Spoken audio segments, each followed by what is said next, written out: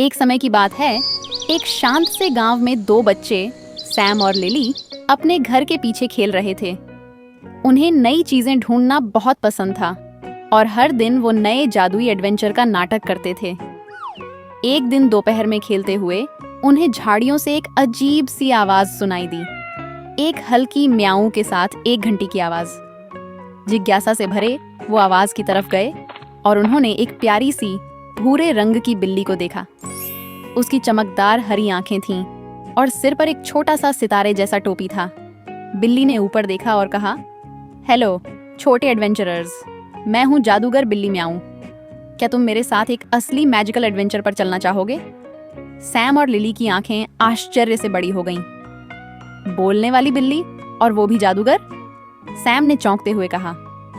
म्याऊं ने गर्व से सिर हिलाया और अपनी फरी टेल से हवा में चमकीली चमक बिखेरी।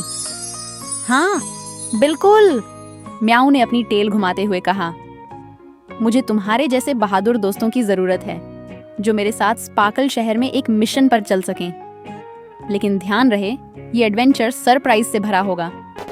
बिना किसी झिझक के सैम और लिली ने म्याऊं की टेल पकड़ी और पलक झपकते ही वो अपने घर के पीछे से गायब हो गए। अचानक वो एक ऐसी जगह पर पहुंच गए जहां रंग बिरंगे पेड़ थे, चमकते हुए नदियां और हवा में तैरते हुए छोटे छोटे द्वीप। स्पार्कल शहर ऐसा था जैसा उन्होंने कभी नहीं देखा था। चारों ओर देखते हुए म्याऊं ने समझाया, हमारे इस जादुई शहर को बचाने वाला स्पार्कल रत्न गायब हो गया है और ये शरारती गॉब्लिन राजा ने चुराया है। इसके बिना हमारा शहर अपना सारा जादू खो देगा। हमें इसे वापस लाना होगा, लेकिन गॉब्लिन राजा ने इसे अपने महल में छुपा दिया है और वहां पहुंचने के लिए हमें कई चुनौतियों का सामना करना पड़ेगा। सैम और लिली थोड़े नर्वस हुए, लेकिन उत्साहित होकर म्याऊं के पीछे पीछे चलते गए, जो एक चमकते हुए रास्ते पर उन्हें गॉब्लिन राजा के महल की ओर ले जा रहा था। जल्द ही वे एक पुल के पास पहुंचे, जहां दो ट्रोल खड़े थे जिनके हाथों में पहेलियों वाले कागज थे। ट्रोल्स ने मिलकर कहा, अगर तुम हमारी पहेली का जवाब दोगे तो ही तुम्हें आगे बढ़ने देंगे। पहेली थी, मेरे पास कीज हैं लेकिन ताले नहीं खोलता। मेरे पास स्पेस है पर कमरा नहीं। मैं क्या हूं? सैम ने ध्यान से सोचा और फिर उसका चेहरा खुशी से खिल उठा। कीबोर्ड। ट्रोल्स मुस्कुराए और उन्हें पुल पार करने दिया।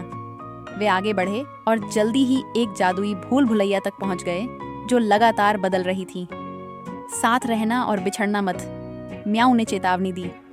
वे धीरे धीरे कदम बढ़ाते हुए चले, लेकिन रास्ते में अचानक तेज हवा चली और वे एक दूसरे से बिछड़ गए। लिली खुद को एक दीवार के सामने पाई जो चमकते हुए बोलने वाले शीशों से भरी थी, जो उसे चिढ़ाने लगे। सिर्फ सबसे दयालु दिल ही यहाँ से आगे जा सकता है, उन्होंने गाया। लिली को अपने स्कूल में सीखे काइंडनेस के पाठ याद आए और उसने शीशों से धीरे धीरे प्यार भरी बातें की।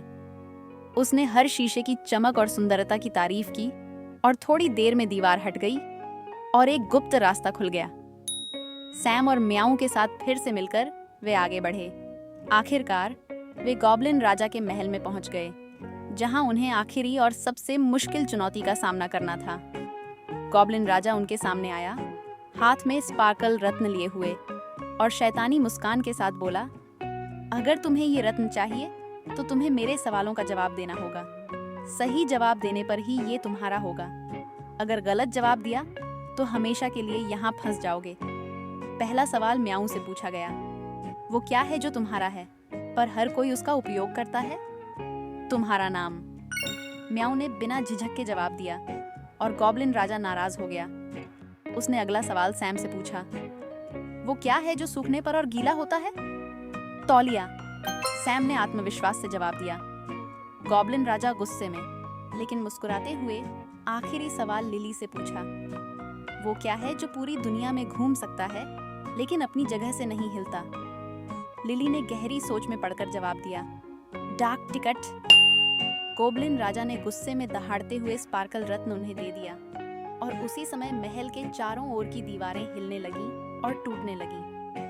सैम, लिली और म्याऊं ने जल्दी से रत्न पकड़ लिया और बाहर की ओर भागे।